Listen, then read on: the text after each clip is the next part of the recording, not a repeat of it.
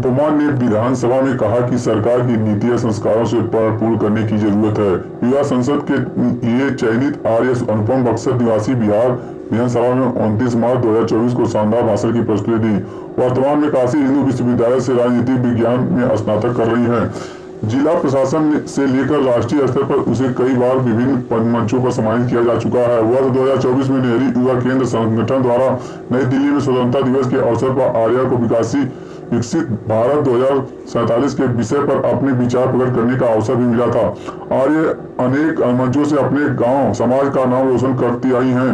भाषण के दौरान बहुत बखूबी से अपनी बातों को रखते हुए कहा कि सरकार की सभी नीतियां सरकार द्वारा लागू नहीं की जा सकती, कुछ कार्यों को सांस्कृतिक करने की जरूरत है।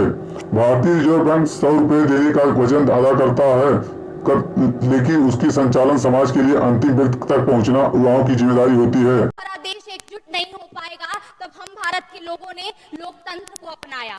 क्रांति से संविधान की नहीं अपितु संविधान से क्रांति की नींव रखी। ये 75 वर्षों की यात्रा अधिकार, कर्तव्य और प्रगति की यात्रा रही। संविधान हमारा स्वाभिमान, मां भारती के शरीर की वो आत्मा है जिसमें प्रवृत्त है समानता, अंतर्रहित है स्वतंत्रता और जीवंत है संस्कृति।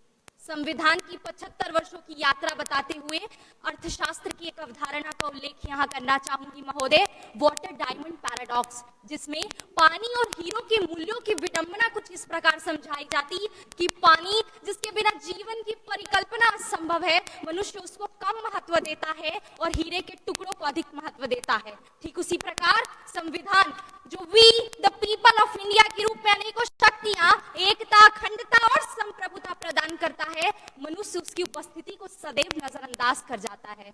और समावेश का, इंटरनेट परिवेश का तथा डिजिटल इंडिया के साथ बढ़ते देश का, जब मैं अपने गांव की सशक्त महिलाओं को मुखिया पति जैसे अवधारणाओं से कोसों दूर आत्मनिर्भरता से अपने समाज का प्रतिनिधित्व करते देखती हूँ, तो मैं 25 वर्ष बाद विकसित भारत की ऐसी परिकल्पना करती हूँ जिसमें महिलाओं को विकास हेतु आरक्षण की जरूरत ही ना पड़े।